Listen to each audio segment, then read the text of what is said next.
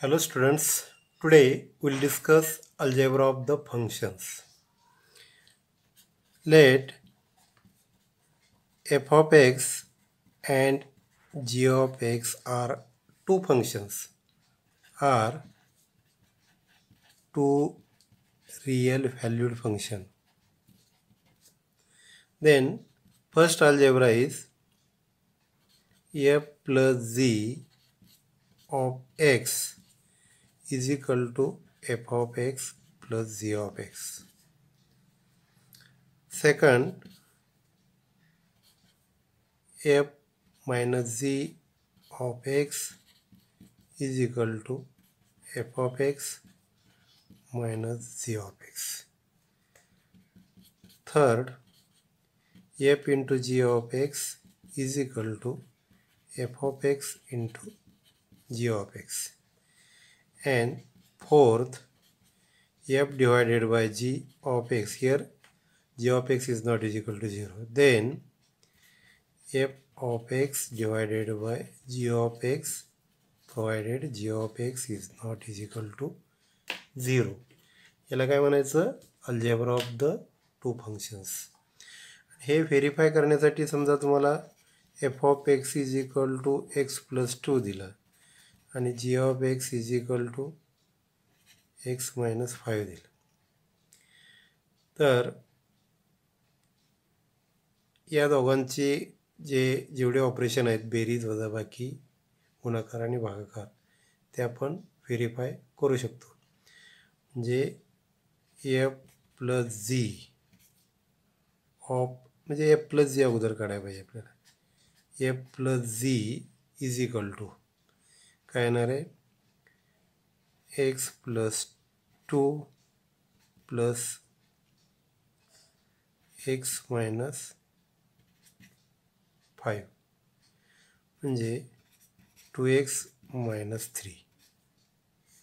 F plus G of X is equal to 2x minus 3.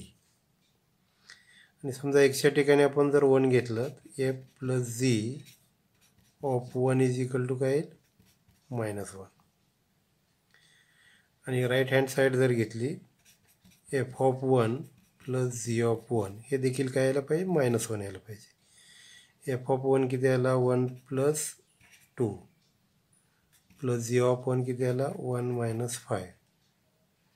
म्हणजे 1 plus 2 3 plus 1 4 minus 5 is equal to minus 1. हे दोन्ही सारखे आले. F plus G of 1 minus 1 आला. F of 1 plus G of 1 हा देखील minus 1 आला. अशा पद्धतीनं सगळे अल्जेब्रा म्हणजे बेरीज वजाबाकी गुणाकार भागाकार तुम्ही व्हेरीफाय करू शकता. त्याच्यानंतर पुढचा टाईप जो आहे तो इनव्हर्स फंक्शन.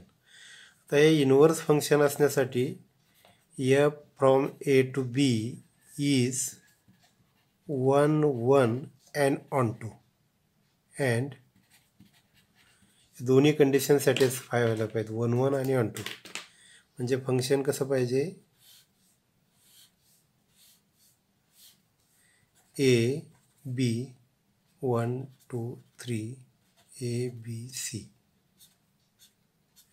हे काय झालं? 1 1 आणि ऑन टू. ऑन टू म्हणजे काय? रेंज आणि कोडोमेन सारखे आणि प्रत्येकाला एक प्रीमेज 1 पाहिजे. या पद्धतीनं 1 1 हे फंक्शन आहे. मग असं असेल तर एफ इनव्हर्स हा एक्झिस्ट असतो. आता एफ इनव्हर्स म्हणजे काय? एफ हे या पद्धतीने लिहिलं जातं. F inverse is change the domain and codomain B to A. F from A to B, F inverse B to A. म्हणजे right Y is equal to F inverse of X is equal to F inverse of Y. Domain आणि codomain म्हणजे हा बी जो आहे तो domain होईल. म्हणजे हा एफ इनव्हर्स फंक्शन येईल. या बाजूने म्हटलं की एफ होईल. हे फक्त आपल्याला ट्रिगोनॉमेट्रीमध्ये मेजर ॲप्लाय करावं लागतं. लक्षात आलं? तर एफ इनव्हर्स म्हणजे sine of X Y is equal to sine of X असेल तर डोमेन आणि कोडोमेनची अदलाबदल केली तर X is equal to sine inverse of Y. अशा पद्धतीने त्याचा वापर आपल्याला करायचं आहे. याच्यापूर्वी आपण कॉम्प्लेक्स नंबरमध्ये थोडं पाहिलं आहे, म्हणजे tan theta is equal to 1 आलेलं होतं आपलं. Therefore theta is equal to tan inverse of 1, आणि याच्यावरून आपण theta is equal to 45 degree काढलेलं होतं. डोमेन आणि कोडोमेन याच्यात इम्पॉर्टंट पॉईंट काय आहे की फंक्शन 1 1 आणि 1 2 असेल तरच हे इन्व्हर्स फंक्शन एक्झिस्ट होतं, आणि इन्व्हर्स फंक्शन म्हणजे डोमेन आणि कोडोमेनची अदलाबदल. आता composite function F from A to B and G from B to C, then F circle G from A to C असं फंक्शन आहे, त्याला आपण कंपोजिट फंक्शन म्हणतो. आणि लिहिण्याची पद्धत एफ सर्कल जी, रीड करण्याची पद्धत काय एफ सर्कल जी. तर फॉर एक्झाम्पल बघा इथं आपण व्हेन डायग्राम जर काढली ए बी सी, हा काय हे फंक्शन एफ, हे फंक्शन जी आहे. म्हणजे इथं जर आपल्याला एक्स असेल तर आपण इथं वाय इज इक्वल टू काय लिहितो एफ ऑफ एक्स. मग इथं झेड इज इक्वल टू काय येणार आहे वाय येणार. Z is equal to Y, but Z is equal to Y म्हणजे काय, sorry Z is equal to काय G of Y, but G of Y is Y is F of X. आणि या पद्धतीनं सॉरी इथं G circle F पाहिजे, G circle F which is right as G circle F of X, that means G circle F from A to C.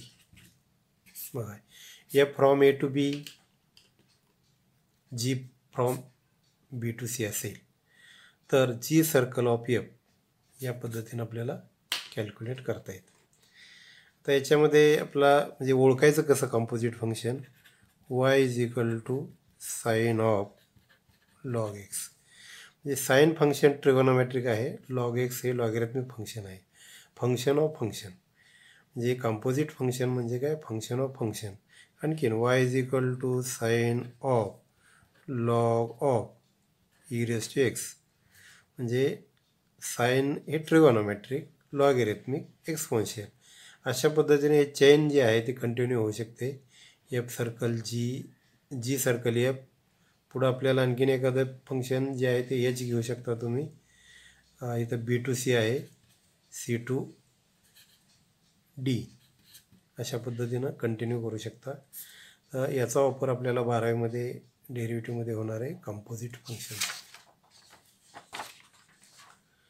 तर यातला शेवटचा point जो आपण एक्सप्लेन करणार आहेत तो पीस वाईज डिफाईन्ड फंक्शन. म्हणजे काही वेळेस काय केलेलं असतं F of X is equal to -1 plus X, X is less than 1, आणि X -2 X is greater than 1. म्हणजे या ठिकाणी या फंक्शनचे ब्रेक केलेलं असतं. या फंक्शनसाठी एक्सची किंमत 1पेक्षा लहान पाहिजे आणि या फंक्शनसाठी एक्सची किंमत 1पेक्षा मोठी पाहिजे. म्हणजे ग्राफ जर काढायचं म्हटलं तर इथं एक्स हा 1 आहे, 1पेक्षा लहान असणारा ग्राफ इकडं काहीतरी येईल आणि 1पेक्षा मोठा असणारा ग्राफ इकडं काहीतरी येईल. तर अशा पद्धतीनं जे फंक्शन असतात त्याला काय म्हणायचं पीस वाईज डिफाईन्ड फंक्शन.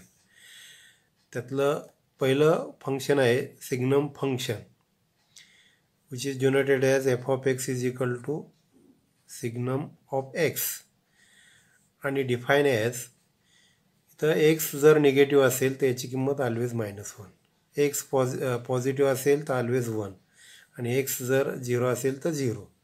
मग आपण ग्राफ काय येतो ते बघूया.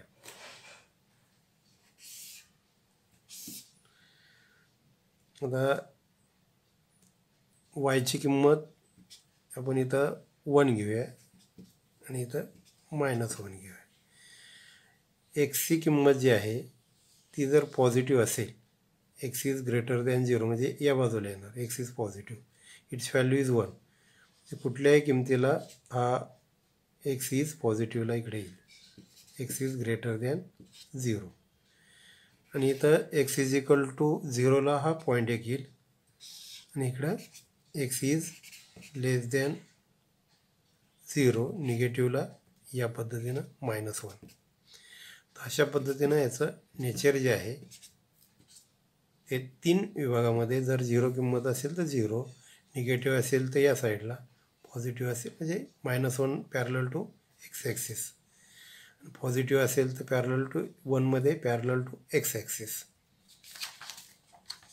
त्याच्यानंतर पुढचं फंक्शन आहे absolute value function, modulus function. तुम्ही पाहिलेले मॉड्युलस एक्सची याची किंमत काय प्लस और मायनस पॉसिबिलिटी असते.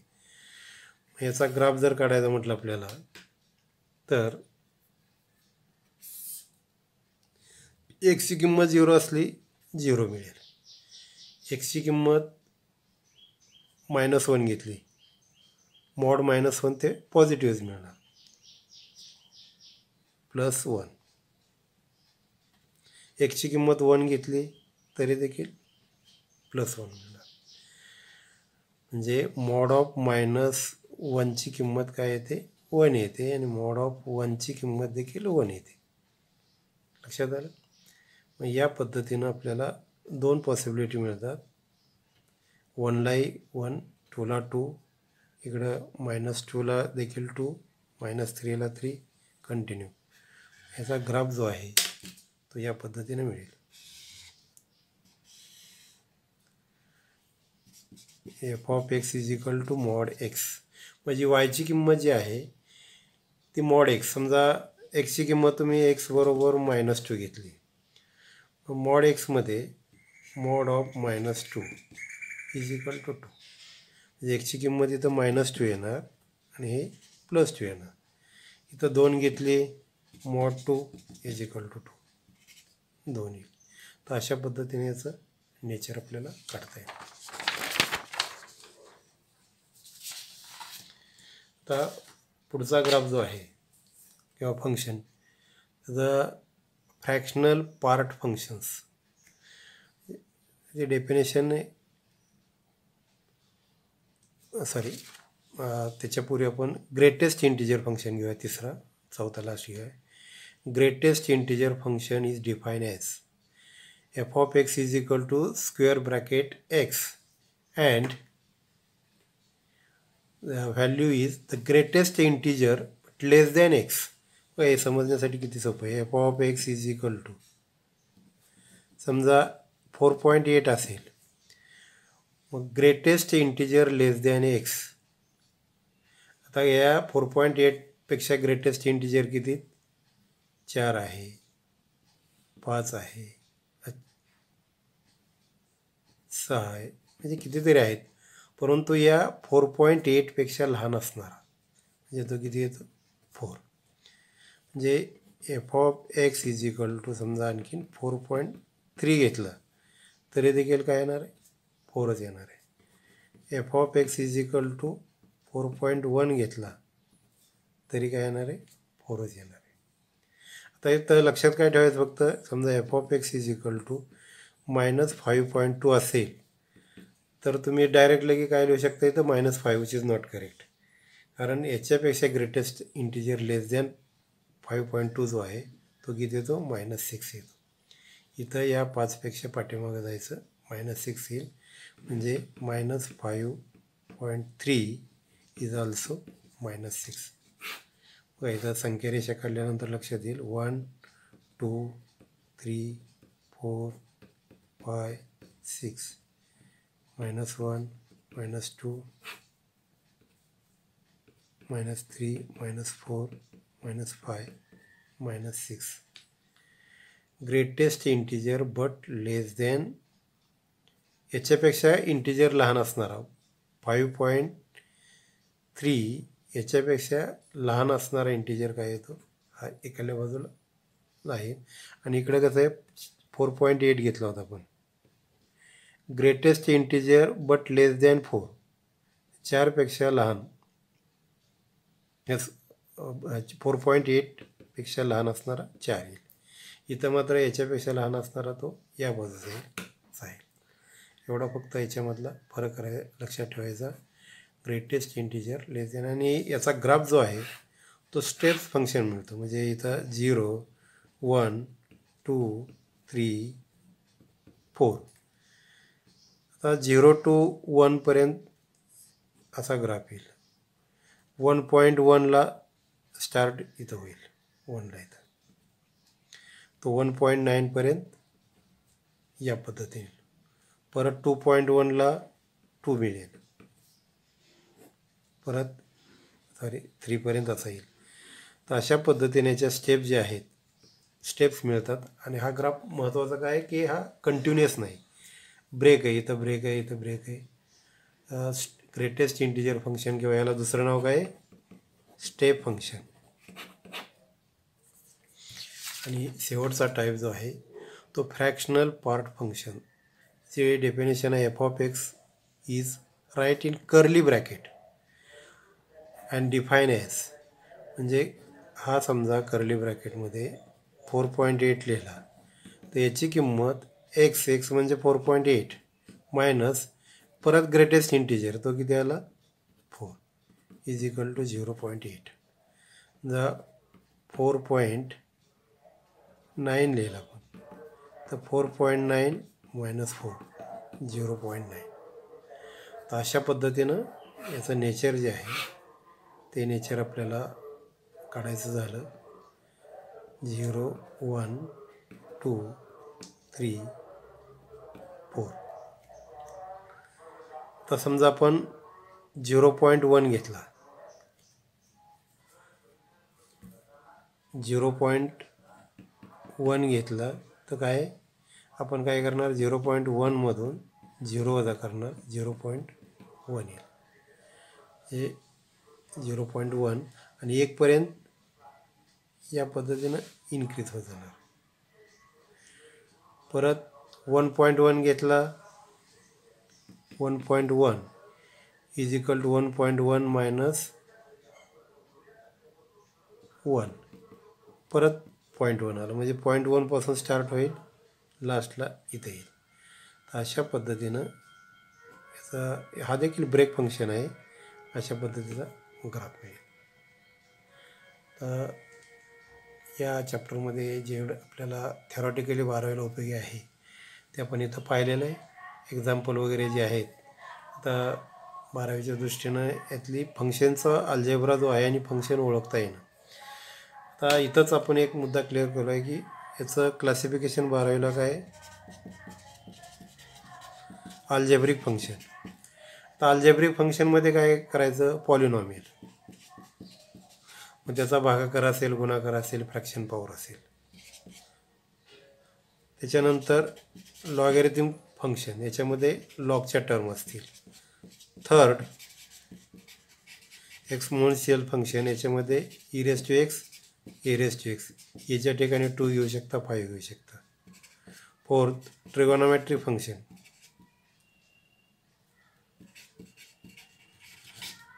ट्रिगोनॉमेट्रिक फंक्शनमध्ये काय sin x, cos x, tan x. आणि फिफ्थ इनवर्स ट्रिगोनॉमेट्रिक फंक्शन, म्हणजे sin inverse x, cos inverse x. या फंक्शनचा आपल्याला लिमिट, डेरिव्हेटिव्ह आणि इंटिग्रेशनमध्ये अभ्यास करायचा आहे. बाकीचे फंक्शन माहितीसाठी आपल्याला अपेक्षित आहेत. Okay, thank you.